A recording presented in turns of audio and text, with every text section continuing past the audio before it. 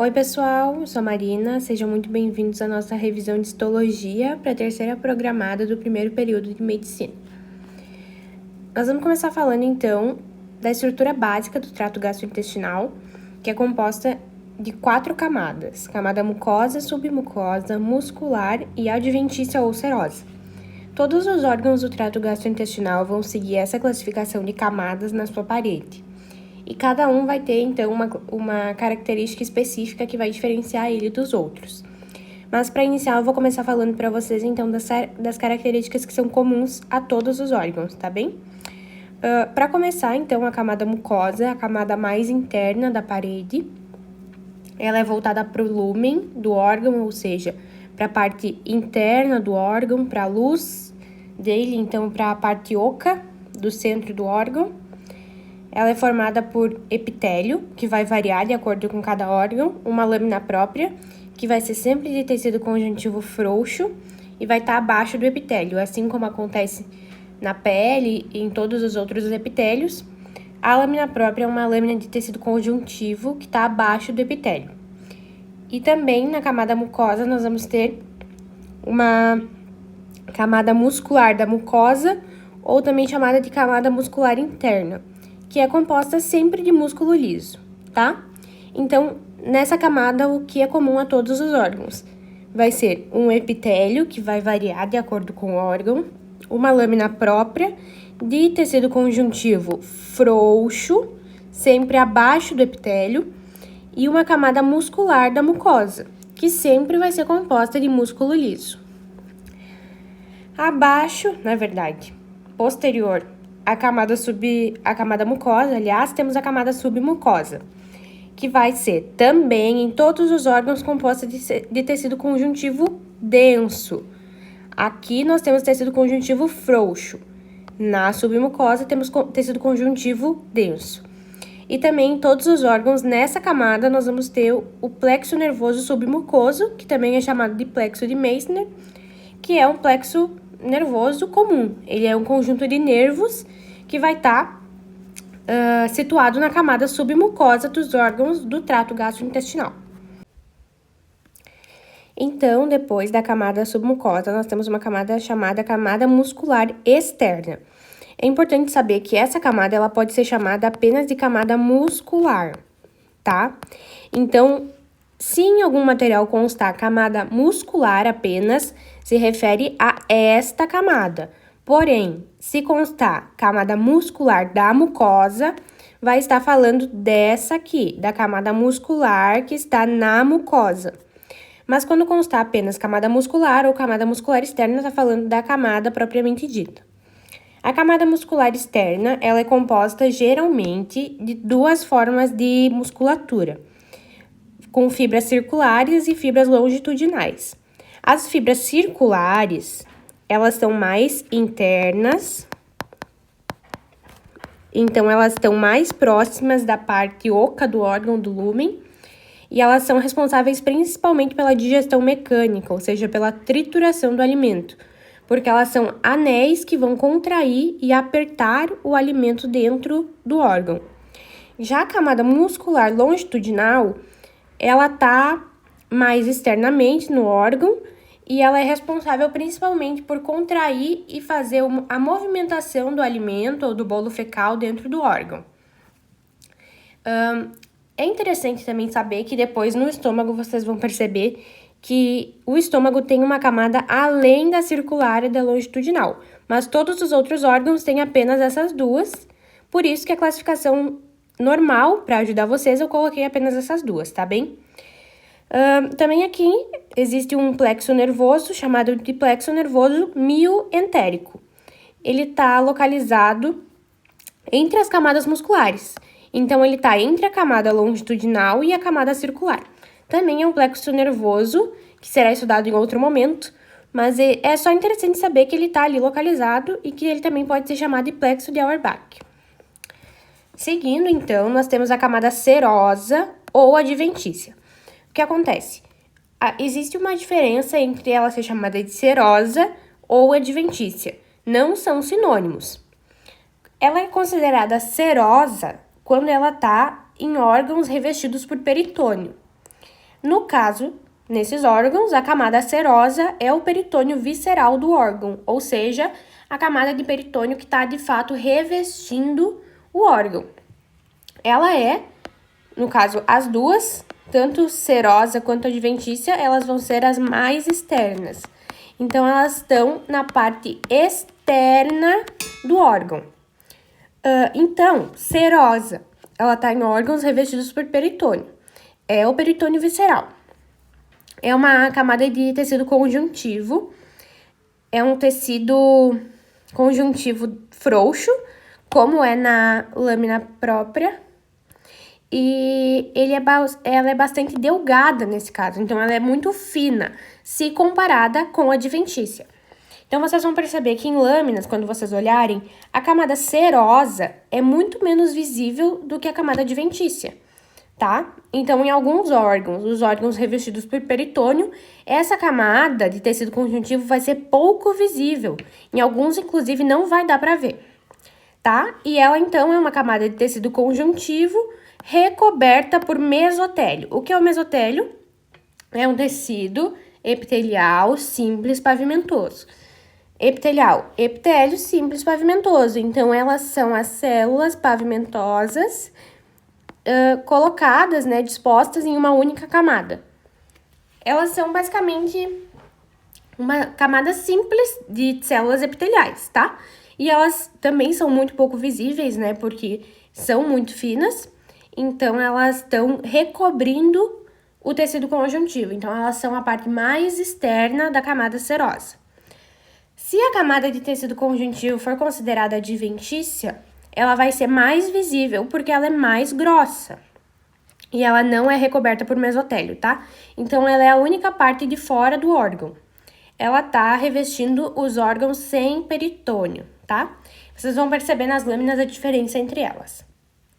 Bom, então agora nós vamos entrar em cada órgão do trato gastrointestinal e vamos começar pelo esôfago.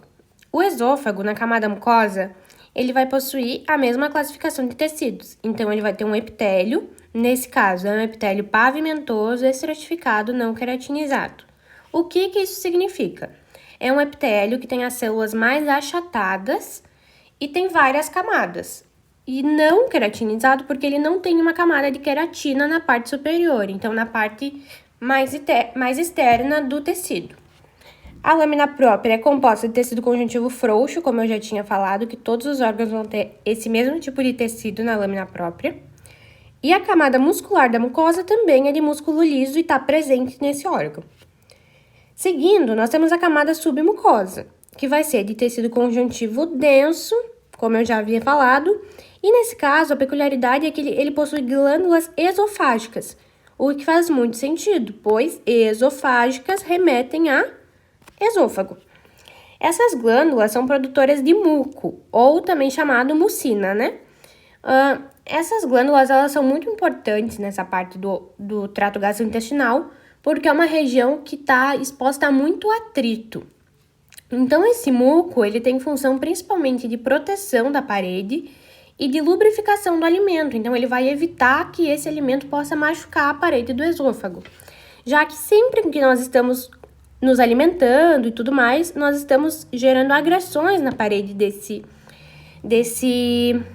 órgão, né? Então, esse muco é muito importante, associado ao fato de ser um epitélio estratificado. O fato dele ser um epitélio estratificado é muito importante para que essas células possam ir se renovando. Então, as células mais superiores acabam sendo retiradas, né, por conta do atrito, e novas células vão substituindo. Por isso é importante que ele tenha várias camadas e, associado a isso, a produção de muco.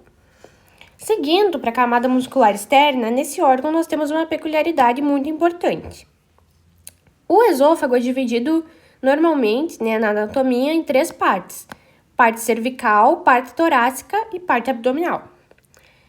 Na parte cervical, a musculatura desse órgão vai ser apenas de músculo estriado esquelético, tá bem? Então, a musculatura, nesse caso, na camada muscular externa, vai ser de tecido muscular estriado esquelético. Na porção torácica, esse órgão vai ter 2 tipos de musculatura. ele vai ter músculo estriado esquelético e também músculo liso. Essas fibras vão estar misturadas, então é uma mistura entre músculo estriado esquelético e músculo liso. E na porção abdominal, que é abaixo do diafragma, nós vamos ter apenas músculo liso. Então, aqui nessa parte, ele é apenas involuntário, tá? Não terminei de escrever, mas vocês entenderam. Nessa parte aqui, a musculatura é apenas involuntária, então nós não temos controle sobre ela. Ela também vai ter, nessa parte aqui, a camada muscular, né, as fibras circulares e as fibras longitudinais, como eu já havia explicado antes para vocês, né? Então, as fibras circulares ficam dispostas assim no órgão, né, circulares, elas circulam o órgão, e as longitudinais ficam, de fato, né, longitudinais ao órgão. Então, por exemplo, em órgãos que são um tubo, como é o esôfago, a fibra longitudinal fica nesse sentido, entendem? E a circular vai circular o órgão. Mas isso é igual que eu expliquei antes, o que importa aqui é saber que na parte cervical tem musculatura estriada esquelética, na parte torácica tem estriada esquelética e musculatura lisa, e na abdominal tem apenas músculo liso, tá? Aqui também ele vai ter dois tipos de camada, da quarta camada, né? Ele vai ter tanto a camada serosa como a camada adventícia. Então, a camada adventícia vai estar recobrindo as partes cervical e torácica. É composta de tecido conjuntivo frouxo, como a gente já havia falado antes. A parte serosa recobre a porção abdominal, também tecido conjuntivo frouxo, mas nesse caso recoberto por mesotélio, então recoberto por um epitélio. Lembrando que a serosa é a parte do peritônio visceral, tá? Então, uma coisa aqui que é interessante para lembrar é que a adventícia recobre as porções superiores ao diafragma. Então, o que está acima do diafragma? A parte cervical e a parte torácica. Essas duas regiões são recobertas por adventícia. E a serosa vai recobrir a única parte que está abaixo do diafragma, que é a parte abdominal. Então, nós temos o diafragma aqui para cima é adventícia e aqui para baixo é serosa, tá? Então, é uma forma de memorização que é bem interessante para esse órgão, porque isso é importante que se saiba. As partes mais importantes, né, no caso, são isso, aqui a parte da musculatura e das glândulas esofágicas na camada submucosa. Tá? Agora, então, seguindo, nós temos aqui uma lâmina que mostra, de fato, as camadas para que vocês possam entender. Nós vamos começar, então, pela camada mucosa, que foi a que nós instituímos como primeira camada. A camada mucosa, só um minutinho. A camada mucosa, ela é a mais interna, como eu já falei. Aqui nós temos o lúmen do órgão. A camada mucosa, então, ela é composta pelo epitélio, que é essa parte aqui mais corada, pela lâmina própria, que é essa região aqui rosinha com alguns pontinhos roxos, e pela camada muscular da mucosa, que é essa parte aqui, que é composta de músculo liso, tá? Então, ela vai até aqui no final da camada muscular da mucosa. Abaixo dela, nós temos a camada submucosa, que é essa camada aqui, ó, mais rosinha também, com alguns pontinhos roxos, que é uma camada de tecido conjuntivo denso. Vocês podem perceber que aqui, na lâmina própria, onde o tecido é conjuntivo frouxo, as células estão bem mais juntas, e aqui elas estão bem mais separadas, ficam rosinha mais claro, né? Isso indica que é um tecido conjuntivo denso. Na lógica, o denso seria o outro, né? Mas tem que pensar ao contrário. Então, nesse caso, o denso é que tem menos células que matriz extracelular, tá? Mas isso não é tão importante saber também. E aqui nós podemos observar as glândulas esofágicas na camada submucosa. As glândulas sempre vão se apresentar como aglomerados, assim, de tubinhos, parece. E elas estão, nesse caso, na submucosa, que é um fato importante, né, de se saber, como eu já havia falado. Abaixo da camada submucosa, nós vamos ter a camada muscular externa, que é, basicamente, os músculos estriado esquelético ou liso, ou os dois. Nessa lâmina tem uma mistura de muscular esquelético com liso. Mas o que é interessante observar é aqui, ó. Aqui nós temos as fibras circulares. Elas estão... Vocês podem perceber que elas estão acompanhando aqui a curvatura, entendem? Então, elas são circulares, elas estão mais internas. E aqui nós temos as fibras longitudinais que estão cortadas, né? É como se eu pegasse um tubo e cortasse assim, e tô vendo essa parte aqui. Essas são as fibras longitudinais, então, e essas, né, todos esses pedaços aqui é a camada muscular externa. E também, na parte bem externa do órgão, né, nós temos a camada serosa ou adventícia. Nesse órgão aqui, nós podemos perceber que ela tá mais visível, ó. Ela tá mais espessa, né? Aqui tem bastante tecido conjuntivo, então nós podemos assumir que ela é uma camada adventícia, tá? Se ela fosse serosa, ela seria muito menos visível. Mas o interessante é que vocês têm que saber, né? Que é tecido conjuntivo e que ela vai estar sendo a camada serosa ou adventícia. Seguindo, então, vamos agora para o estômago. O estômago, né, vai ter um tipo de epitélio, um epitélio simples colunar. Então, ele tem uma única camada e as células são mais colunares. Então, elas são mais altinhas, assim, aqui é a base, né, elas são mais altas. E elas estão em uma única camada. O tecido conjuntivo da lâmina própria é tecido conjuntivo frouxo, como nos outros. Ela tem a camada muscular da mucosa, que é de músculo liso. E aqui nós temos uma coisa importante, que é as glândulas gástricas. Em seguida eu vou falar mais detalhada de cada uma, mas o que é interessante, no esôfago, como nós vimos antes, as glândulas estão na camada submucosa. E agora aqui, no caso do estômago, as glândulas estão na camada mucosa.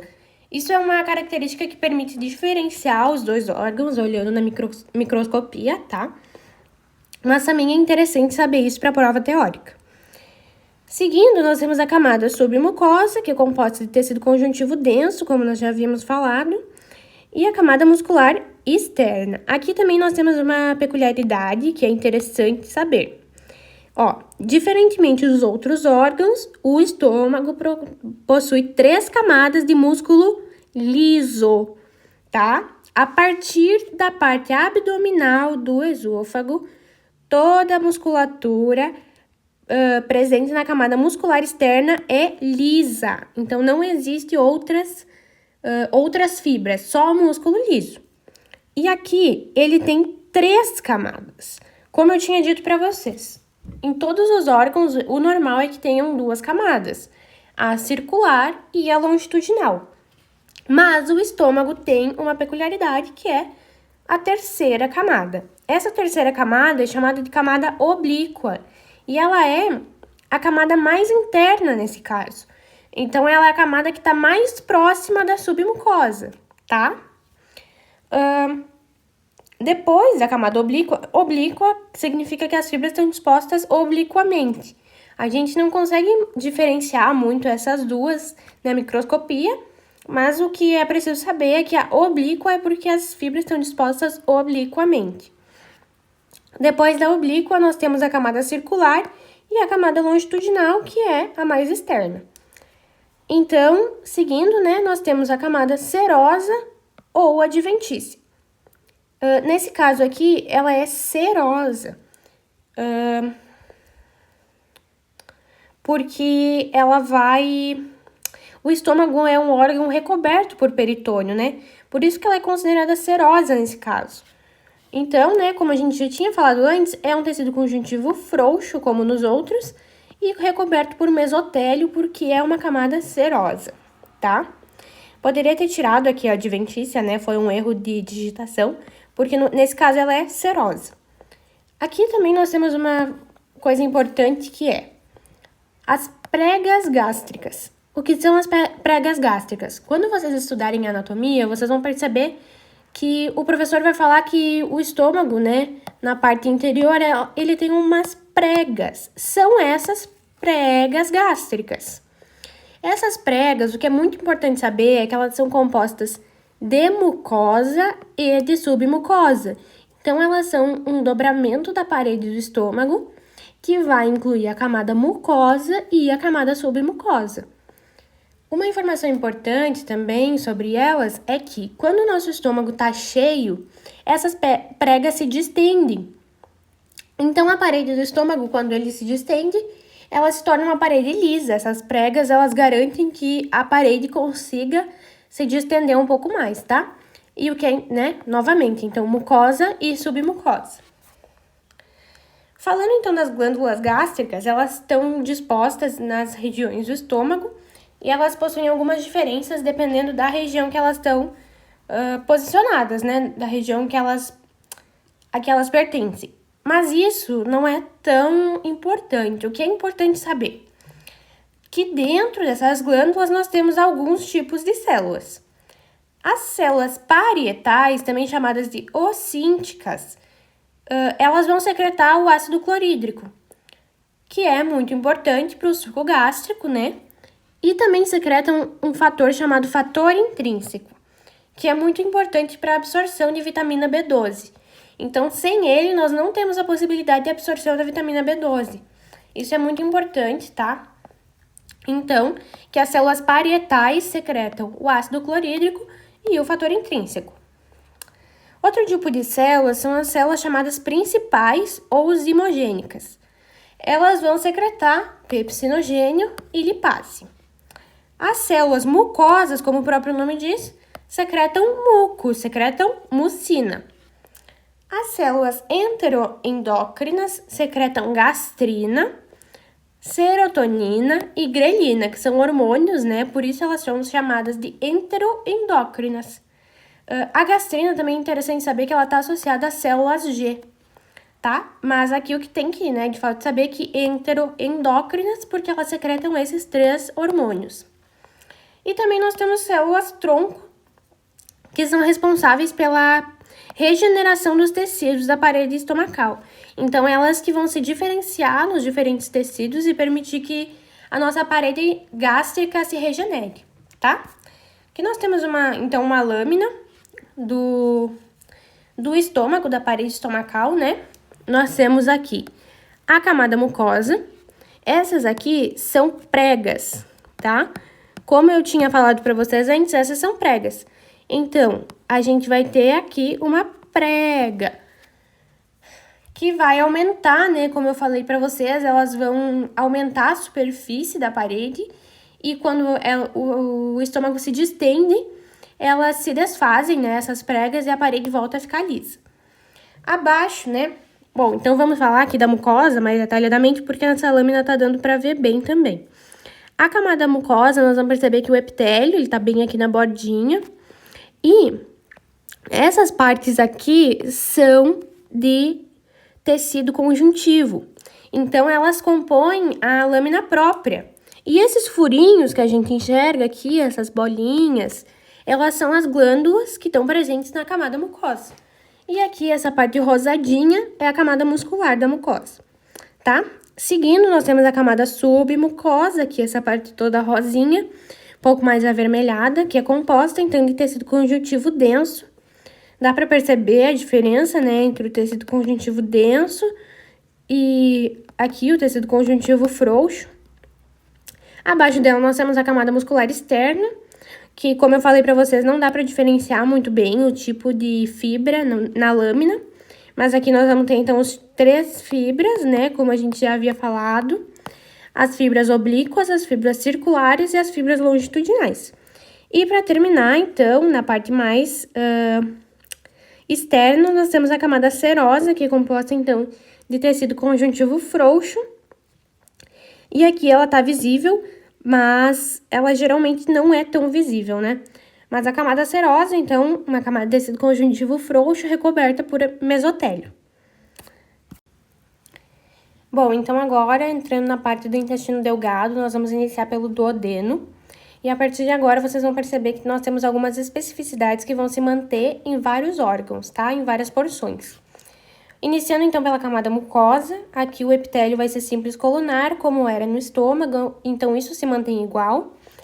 Mas aqui nós vamos ter a presença dos enterócitos, que são células absortivas, que são responsáveis por absorver substâncias, e células caliciformes, que nós já conhecemos, que são células produtoras de muco, tá? A lâmina própria vai ser composta de tecido conjuntivo frouxo, como já falei antes, né? Isso se mantém em todos os órgãos. E a camada muscular da mucosa, de músculo liso. Aqui é interessante que a camada muscular da mucosa tem uma função importante na movimentação rítmica das vilosidades, tá? Nós já vamos falar sobre as vilosidades, mas aqui é o que é importante, né? Que esse músculo liso, ele é responsável pela movimentação dessas vilosidades, que são, no caso, também chamadas de vilos ou vilosidades, são dobras do epitélio e lâmina própria. Então, elas são as dobras do epitélio e do tecido conjuntivo que está abaixo dele. Elas vão proporcionar uma maior superfície de contato, né? Como a gente já tem esse entendimento, as vilosidades, né? São basicamente dobras da parede que vão aumentar a superfície de contato com as substâncias que estão ali no nosso trato gastrointestinal. Nós também temos as criptas de Lieberkühn. Me perdoem se não for assim que fala, tá? Mas são criptas, né? Isso que é importante, são invaginações da parede. Nessas criptas, nós vamos ter a presença das células de Panet, que são células secretórias de lisozimas e defensinas, que são enzimas que podem degradar a parede celular de bactérias, então elas são responsáveis pela proteção, né, da nossa parede, enfim, evitar a entrada de micro-organismos no nosso organismo através do trato gastrointestinal. E nós também vamos ter a presença de células-tronco, como eu já expliquei antes, são responsáveis por regenerar os nossos tecidos, né? Na borda desses enterócitos que a gente falou antes, nós vamos ter como se fossem vilosidades, só que microscópicas. Então, elas são chamadas de microvilosidades ou também microvilos, tá? Como as vilosidades podem ser chamadas de vilos, as microvilosidades podem ser chamadas de microvilos. Então, elas são na borda dos enterócitos, elas são de fato muito pequenas, né, microscópicas, são difíceis de visualizar na microscopia, mas em algumas lâminas é possível ver. Elas também vão aumentar a superfície de absorção, e elas formam uma estrutura chamada borda em escova. Então, nós vamos ter a célula e ela vai ficar com várias mini vilosidades, né? Então, isso vai se formar o que chamam de borda em escova, tá? Seguindo, então, no duodeno, na camada submucosa, nós vamos ter o tecido conjuntivo denso, como é o normal, e aqui também nós vamos ter a presença de glândulas na submucosa. Então, diferente do estômago que tinha na mucosa, aqui as glândulas vão estar na submucosa. E aqui essas glândulas recebem um nome específico, que são glândulas de Brunner ou glândulas duodenais de duodeno, né? Elas também são glândulas produtoras de muco, que também é importante para proteção do nosso trato gastrointestinal. E depois na camada muscular externa, nós também vamos voltar a ter a estrutura comum, que são as camadas de músculo liso. Novamente, como eu falei, a partir do diafragma, todos os órgãos têm apenas músculo liso na camada muscular externa. E nas duas camadas, a circular e a longitudinal. Então, a camada oblíqua do estômago já desapareceu nessa parte, né? Ela está presente de fato só no estômago. E por fim, nós vamos ter a camada serosa ou adventícia. Nesse órgão aqui, né, no duodeno, nós também vamos ter a presença das duas. Por quê? Porque a porção proximal do duodeno é intraperitoneal, ou seja, está dentro do peritônio, é recoberta por peritônio. Então, se está dentro do peritônio, ela tem uma camada serosa, que é uma camada de tecido conjuntivo frouxo, recoberto por mesotélio. E na porção distal, o duodeno é retroperitoneal, então ele está atrás do peritônio. Por isso, nessa parte, a camada é considerada adventícia. Então, ela é só uma camada de tecido conjuntivo frouxo sem o mesotélio. Aqui tem uma lâmina, então a gente pode observar aqui as microvilosidades, né, que são essas, parecem dedinhos, né, aliás, são as vilosidades. parecem dedinhos. Toda essa parte é a camada mucosa, então, né? Então, as vilosidades compõem a camada mucosa. Aqui nós temos a camada da musculatura da mucosa, que dá pra ver bem aqui rosinha. Abaixo dela, nós vamos ter a camada submucosa, então aqui de tecido conjuntivo. E aqui, essas regiões que nós conseguimos ver são as glândulas de Brunner, ou as glândulas duodenais, né? Dá pra perceber que ela é uma estrutura bem glandular, então parecem vários tubinhos amontoados, né? Essas são as glândulas duodenais. E, seguindo, né, mais externamente, nós temos a camada muscular externa. Nessa lâmina aqui não aparece, né, nesse corte, no caso, não aparece a camada adventícia ou serosa, mas ela estaria, né, mais externamente a camada muscular externa.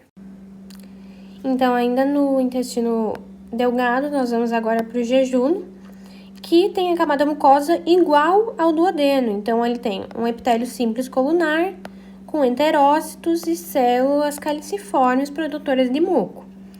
O tecido conjuntivo frouxo forma a lâmina própria. A muscular da mucosa está presente e é composta de músculo liso.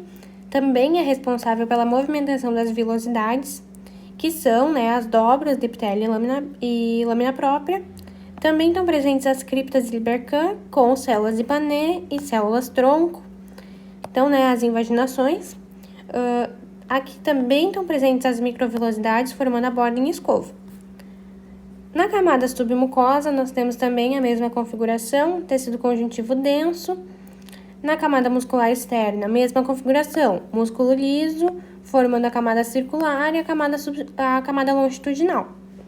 E nesse caso, nós temos apenas a camada serosa. Por quê? Porque ele é um órgão intraperitoneal. Então, o tecido conjuntivo é frouxo e é recoberto por mesotélio, que no caso, nesse caso, né, como eu já expliquei, a serosa é a camada visceral do peritônio. Aqui nós temos uma lâmina, nós podemos ver as vilosidades aqui na parte da mucosa. Aqui a muscular da mucosa, clarinha.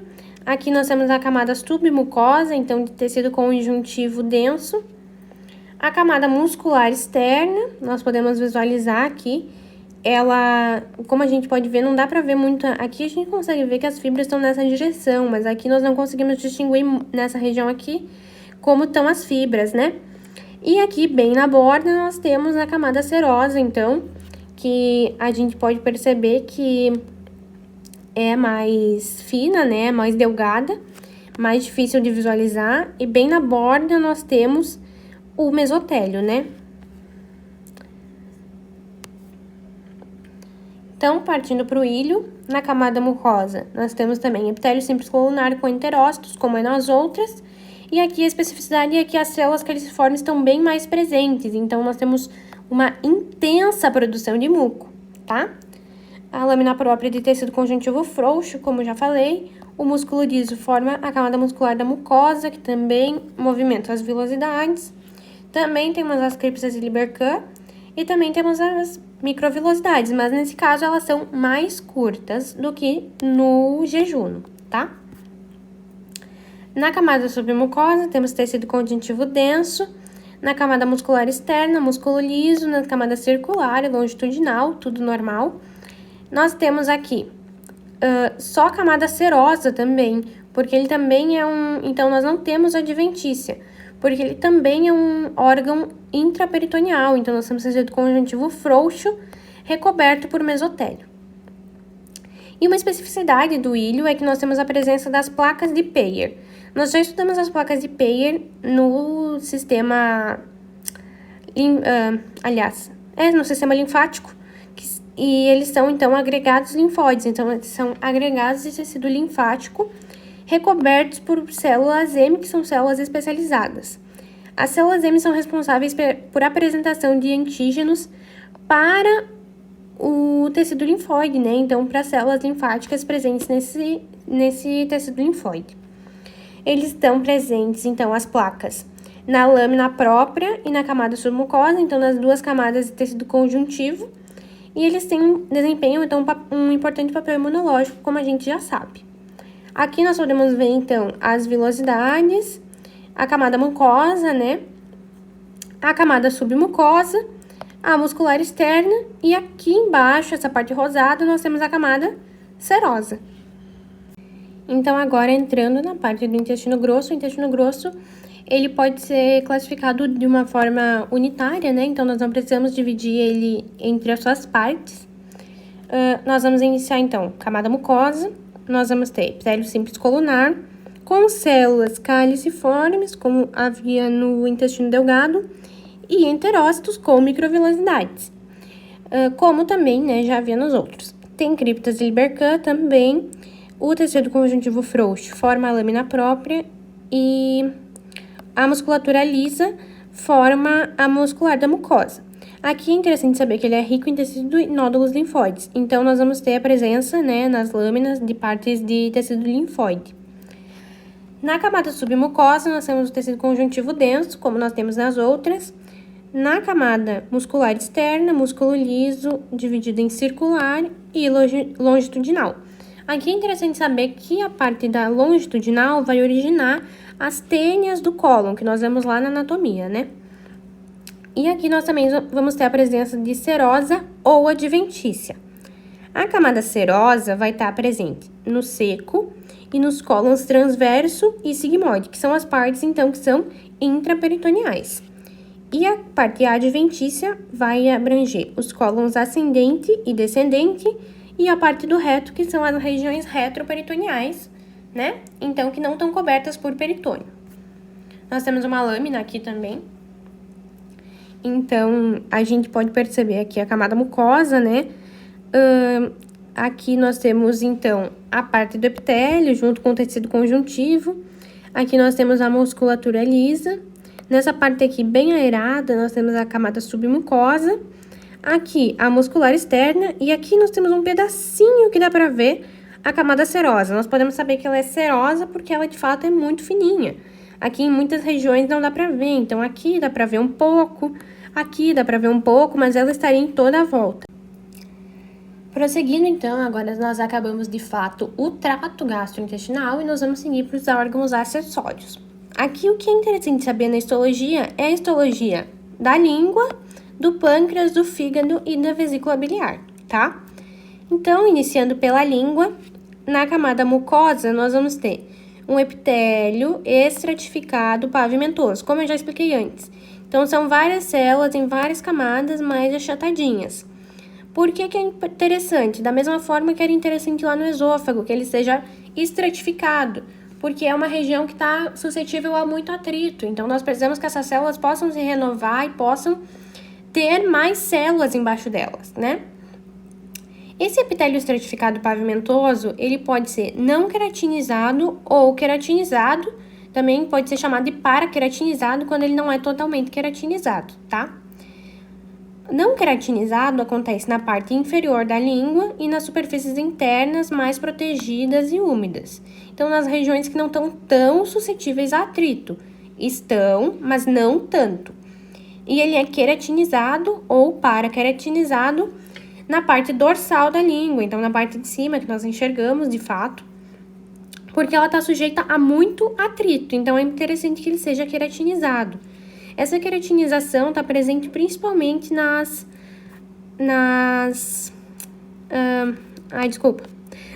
papilas filiformes, que nós vamos falar daqui a pouco, tá? Então, nós temos o epitélio, né, que nós já falamos, o tecido conjuntivo frouxo formando a lâmina própria, como era nos outros órgãos.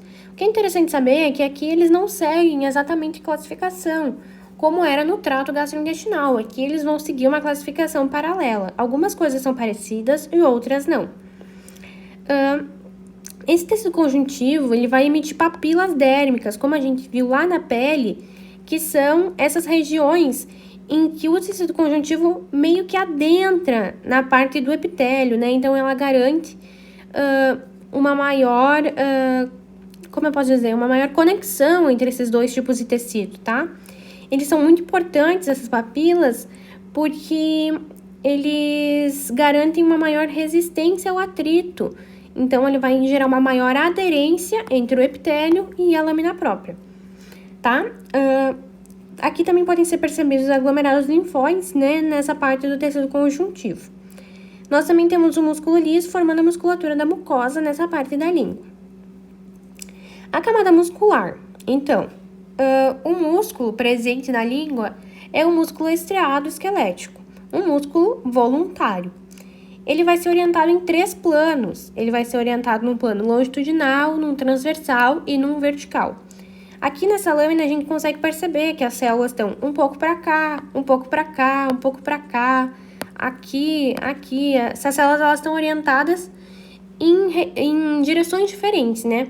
Isso é muito importante porque a nossa língua precisa de muita movimentação em muitas direções, para que a gente consiga falar e deglutir também o alimento, né? Então, para que a gente consiga fazer, de fato, o processo de deglutição e também da fala, né? Então, ela permite a movimentação da língua em diversas direções. Entre as fibras musculares aqui, nós vamos ter tecido conjuntivo denso e glândulas salivares menores, tá?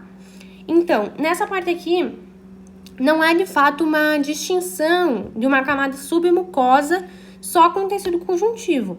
Esse tecido conjuntivo, que nos outros órgãos está presente na submucosa, nesse caso aqui está entre as células musculares.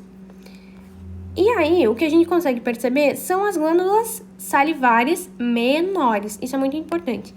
Que nesse caso são as glândulas salivares menores, são esses aglomerados aqui, que a gente consegue ver aqui, né? Que eu coloquei as flechinhas indicando. Então, as salivares menores. Aqui nessa região a gente também consegue perceber essas partes mais roxas, são glândulas salivares menores. Essas glândulas salivares, elas produzem saliva, tá? E elas também produzem muco. Mas elas são menores, elas são classificadas como menores porque elas estão distribuídas no meio do tecido. Elas não estão isoladas, como a gente vai ver que as maiores estão, tá? Então, falando sobre as papilas linguais, nós vamos ter as papilas filiformes, que, na verdade, assim, nós vamos ter essas e outras 3 que são consideradas gustativas. As filiformes não são consideradas papilas gustativas. Por quê? Porque elas têm função mecânica, elas não fazem a percepção de sabores, elas não têm botões gustativos, tá? Então, elas têm função exclusivamente mecânica. Elas são recobertas por epitélio stratificado pavimentoso queratinizado. Falei para vocês, né? A maior parte da queratinização da língua é nessas papilas, porque elas precisam ter uma maior resistência ao atrito, justamente porque elas têm função mecânica. Então, elas fazem a raspagem do alimento, elas permitem que o alimento comece a ser desfeito na nossa língua, né? Como eu já falei, elas não têm botões gustativos, então elas não conseguem perceber sabores, e elas são as mais numerosas na nossa língua. Depois, nós temos 3 tipos de papilas gustativas, tá? Então, o que significa papilas gustativas? Que elas têm botões gustativos, então elas têm botões que são capazes de perceber os sabores. A primeira que nós vamos falar, das gustativas, então, é a papila fungiforme. O nome dela, vocês vão perceber que remete ao formato dela. Os livros descrevem ela como uma papila em formato de cogumelo, né? E o cogumelo é um fungo, por isso fungiforme. Então, né, formato de cogumelo, né? Nesse caso, é uma associação válida. O epitélio aqui, ele é pouco queratinizado, né? Então, a queratinização, de fato, está mais nas filiformes. Ela tem a base mais estreita, como a gente consegue ver aqui, né? Ela tem uma reentrância na base. E a porção superior mais dilatada e lisa. Parecem cogumelos, como eu já falei, né? Elas estão distribuídas entre as papilas filiformes. Outro tipo de papila gustativa que nós temos são as papilas folhadas. Folhadas porque elas são descritas como papilas que parecem folhas, né? Esse formato delas. O epitélio também é pouco queratinizado nesse caso. Elas são consideradas, na verdade, descritas, né, como 2 ou mais rugas paralelas na superfície dorsolateral da língua e elas têm muitos botões gustativos. Aqui nessa imagem nós podemos perceber, ó, todas essas bolinhas aqui que a gente vê são botões gustativos. Toda essa volta aqui e aqui, então elas têm muitos botões gustativos, elas são muito importantes para a percepção do sabor, mas elas são pouco desenvolvidas em humanos, tá? A última papila gustativa que nós temos são as papilas circunvaladas. O epitélio aqui também é pouco queratinizado, né?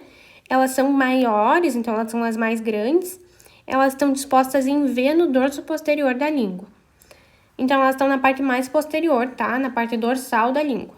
Elas são cercadas por glândulas de von Ebner.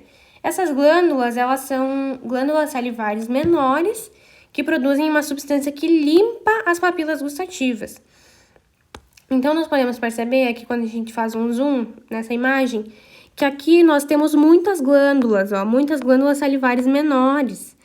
Tudo isso aqui são glândulas salivares menores. Essas glândulas, elas vão produzir, então, essa substância que vai limpar os botões gustativos e vai permitir que a percepção do sabor não seja prejudicada, né? E aqui nós também podemos perceber todas essas bolinhas aqui são botões gustativos. Aqui tem uma imagem com um pouco mais de zoom. Os botões são, de fato, bolinhas, assim, na superfície da papila. E agora, então, né, sobre as glândulas salivares maiores, que eu comentei com vocês, elas são glândulas que também produzem uma secreção salivar, então também fazem a produção da saliva, mas a diferenciação delas é que elas são revestidas por uma cápsula de tecido conjuntivo denso, rico em fibras colágenas. Então, elas não estão dispostas, como as outras, no meio dos tecidos da língua, né? Elas estão dispostas em regiões específicas e elas são, então, encapsuladas. Elas têm uma cápsula de tecido conjuntivo na volta delas. Então, né, uma descrição aqui, ductos ramificados que se separam em lóbulos por conta de trabéculas projetadas pela cápsula. Então, a cápsula vai emitir algumas divisões para dentro dessa glândula que vai dividir ela em lóbulos, mas isso não é tão importante. Os ductos, né, a parede deles é formada de epitélio simples cúbico, que é muito interessante para que aconteça uma troca, de fato, né, nos ductos. E essas glândulas salivares maiores, aliás, podem ter dois tipos de células. As células mucosas secretam mucina, então mucosas, mucina, né? Elas estão na lâmina própria, na lâmina histológica, nós vamos ter elas com um aspecto pouco corado, que tem a ver com a mucina, né? Então, a mucina, ela não cora muito em HE. Então, as glândulas mucosas, elas ficam mais esbranquiçadas, nós vamos ver isso na lâmina. Enquanto que as glândulas serosas, células serosas, secretam componentes proteicos. Os componentes proteicos, eles coram muito mais em HE. Então, elas ficam muito mais arroxeadas do que as células mucosas. Nós vamos perceber isso, tá? O primeiro tipo de glândula salivar maior que nós temos é a glândula parótida, né? As glândulas parótidas, aliás. Elas têm apenas células cerosas. Por isso que a gente consegue perceber aqui, ó, que a lâmina é muito roxa, muito arroxeada. E aqui nós temos a cápsula de tecido conjuntivo. Aqui ela está emitindo uma trabécula, ó. Vocês podem perceber que ele adentra aqui, na região das células serosas. Então, aqui ele está emitindo uma trabécula, uma invaginação que vai dividir essa glândula em lóbulos. Aqui, então, essas células roxas que vocês enxergam são as células serosas, tá? Aqui nós temos também, num maior aumento, aqui as células serosas, bem roxinhas. E essas regiões aqui, ó, são uma região de ducto. Então, a gente consegue ver as células bem bonitinhas, delimitadas, com seu núcleozinho, com um furinho no meio, né, que é o lúmen do ducto. As outras glândulas que nós temos, como glândulas salivares maiores, são as submandibulares, que também podem ser chamadas submaxilares, mas o nome mais comum é submandibulares. Elas têm mais células serosas do que mucosas. Então, nós vamos ter a presença do tecido conjuntivo, aqui formando a cápsula, aqui formando uma invaginação, uma trabécula. E aqui nós vamos ter os dois tipos de células, só que as células serosas são muito mais numerosas do que as mucosas. As mucosas, ó, o que eu falei pra vocês, elas ficam muito mais clarinhas, muito mais branquinhas. E as serosas ficam bastante roxas, então a gente consegue diferenciar elas muito bem. E no caso aqui das submandibulares, nós temos muito mais serosas do que glândulas mucosas, células mucosas, né? Aqui nós temos também ductos, ó, dá pra perceber. É um ducto que estava enovelado e foi cortado em corte sagital, mas ele tá, né, aqui, tudo isso provavelmente é um ducto só, mas dá pra ver também bem as célulazinhas formando ducto, aqui o furinho, aqui também. E aqui o que a gente, então, né, precisa perceber são que as mucosas são menos numerosas que as serosas. E também nós temos as glândulas sublinguais, que vão ter, ao contrário das submandibulares, mais células mucosas. Então, aqui nós vamos perceber que as células serosas, elas estão presentes. Nessa parte da lâmina que eu peguei como corte, elas de fato estão bastante presentes, né? Nós conseguimos ver vários pontos roxos, mas as mucosas são muito mais numerosas. Se a gente for analisar aqui essa região, por exemplo, nós temos muito mais mucosas do que serosas. Isso classifica a glândula como sublingual. Nós temos também aqui, né, o tecido conjuntivo formando a cápsula, e aqui nós podemos ver grandes trabéculas, ó, grandes reentrâncias de tecido conjuntivo. Bom, então, terminada a cavidade oral, nós chegamos agora ao pâncreas. O pâncreas é um órgão revestido por uma cápsula de tecido conjuntivo denso que emite septos para o seu interior, dividindo-o em lóbulos. Como acontecia, né, com as glândulas salivares maiores, essa cápsula ela vai emitir algumas trabéculas, alguns septos, né, que vão dividir, então, o órgão em partes menores, em lóbulos. O pâncreas ele é dividido em duas porções, na porção exócrina e na porção endócrina. Nós vamos começar falando, então, da porção exócrina, que é a responsável pela secreção do suco pancreático. A porção exócrina do pâncreas é considerada uma glândula acinar composta. Por que ela tem esse nome, né? Porque ela é composta por células acinares, que também são chamadas de ácinos serosos.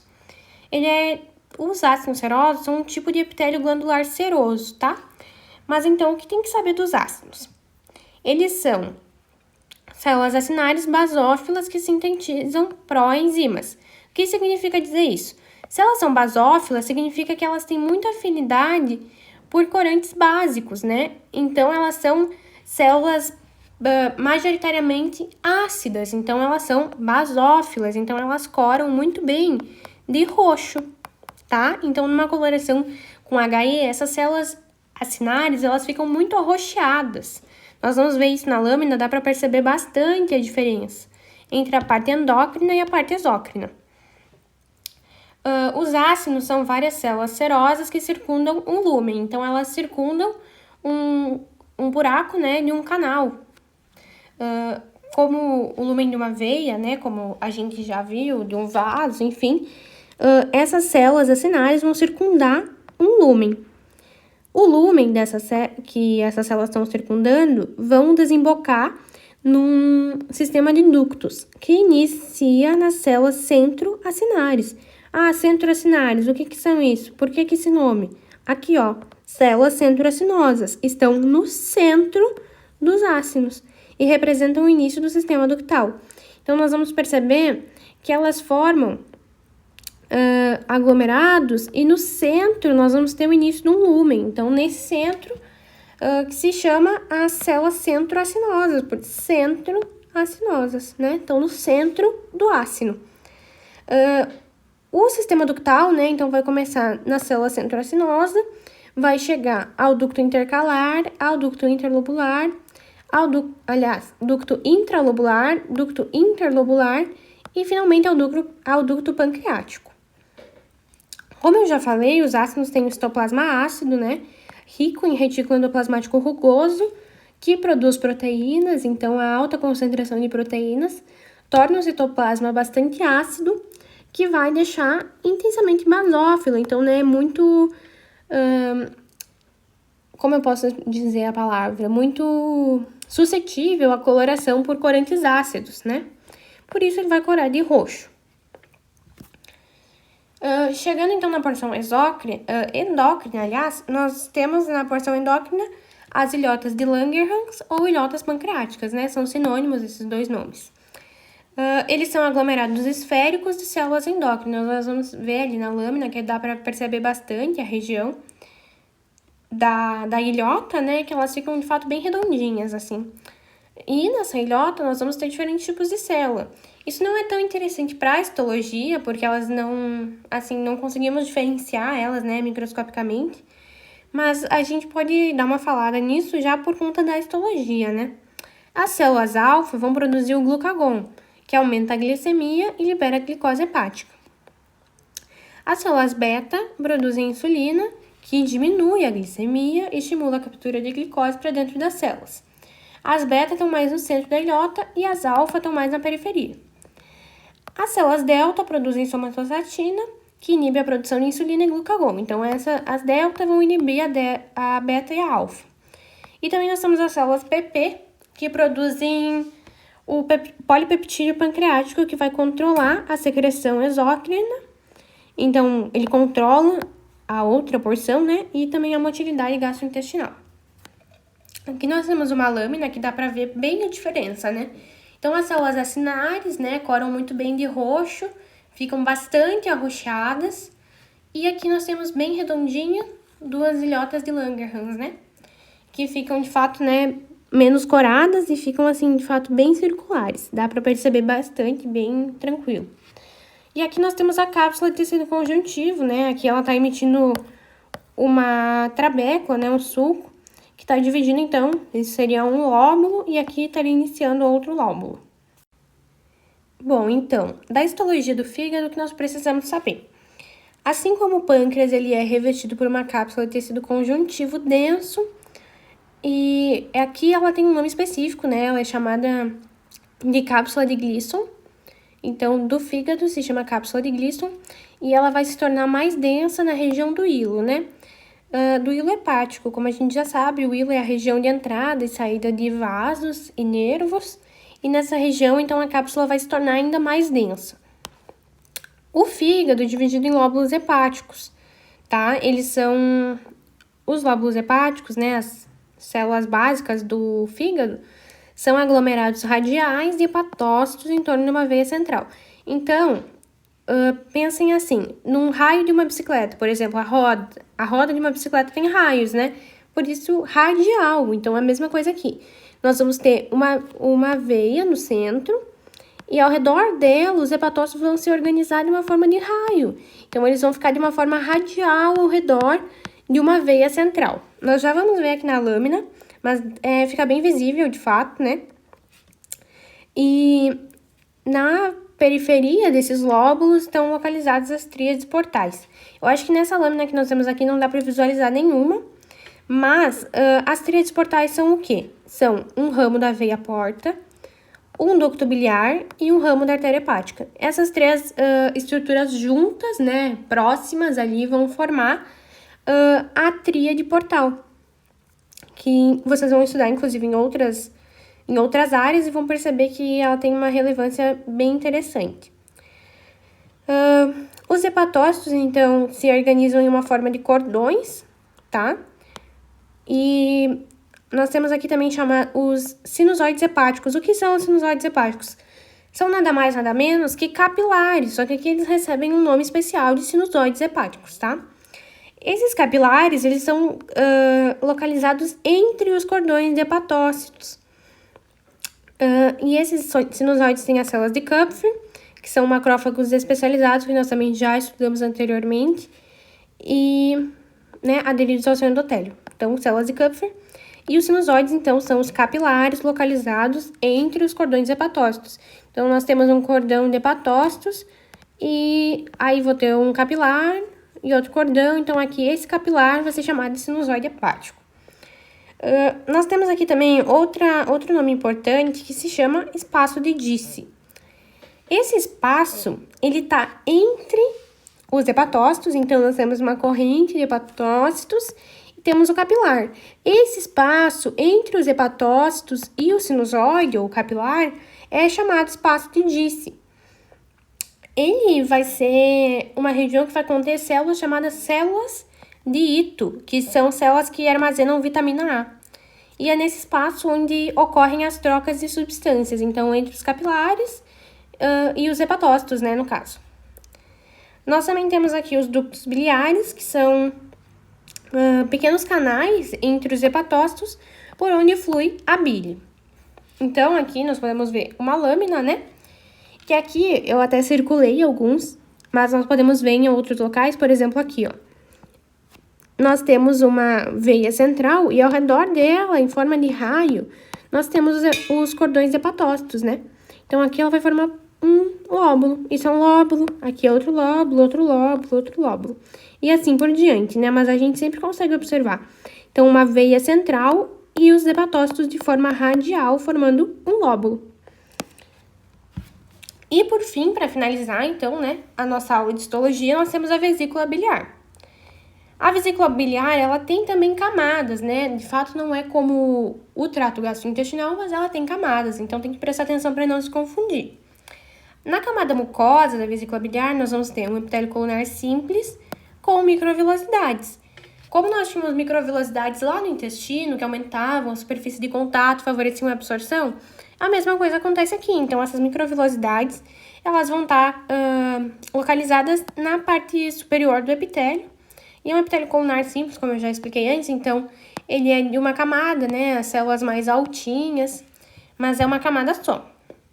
Nós também vamos ter uma lâmina própria de tecido conjuntivo frouxo, né? Como é natural que tenha uma lâmina própria abaixo do epitélio. Daí nós temos também uma camada muscular aqui, que é uma camada do tecido conjuntivo. Então, aqui, o que acontece? O músculo e o tecido conjuntivo, eles estão classificados numa mesma camada, que é chamada de camada muscular. Mas ela tem sim a presença de tecido conjuntivo. E aqui nós temos fibras elásticas circundando as fibras de músculo liso dispostas irregularmente. Então, aqui a musculatura é lisa na camada muscular. Esse tecido conjuntivo, ele pode receber o nome de tecido conjuntivo perimuscular, que é a camada, né, de tecido conjuntivo que está envolvendo as fibras musculares. Então, ela está na volta dessas fibras musculares, ele pode ser chamado de tecido conjuntivo perimuscular. E, por último, nós temos a camada serosa ou adventícia. Novamente, nós vamos ter as duas classificações. A serosa, ela vai estar presente nas superfícies livres do órgão. Então, ela é um tecido conjuntivo frouxo recoberto por mesotélio. Como a gente já tinha falado antes, né? Ela é a parte do peritônio visceral. E a adventícia vai estar presente nas regiões em que a vesícula está aderida ao fígado. Então, nas partes que ela não está livre na cavidade abdominal, né? Então, daí nós vamos ter um tecido conjuntivo denso que vai se fundir à cápsula hepática. O que é interessante aqui? É uma adventícia? Sim, mas nesse caso, o tecido conjuntivo, nessa adventícia, é denso. Ele não é frouxo como era nos outros, tá? Então, aqui ele é um tecido conjuntivo denso e ele vai se fundir à cápsula hepática. Então, ele vai se tornar contínua a cápsula hepática, né? Que nós já vimos antes a cápsula hepática, no caso, né? Aqui, né, que o fígado tem uma cápsula de Glisson.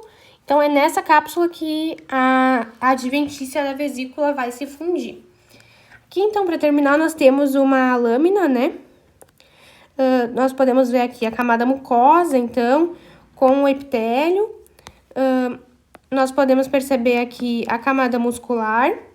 Aqui, né, a camada mucosa, eu acho que não apareceu no momento que eu risquei. A camada muscular aqui, nós podemos ver que as fibras estão em várias direções também, então são bem desorganizadas. E aqui a camada serosa ou adventícia de tecido conjuntivo.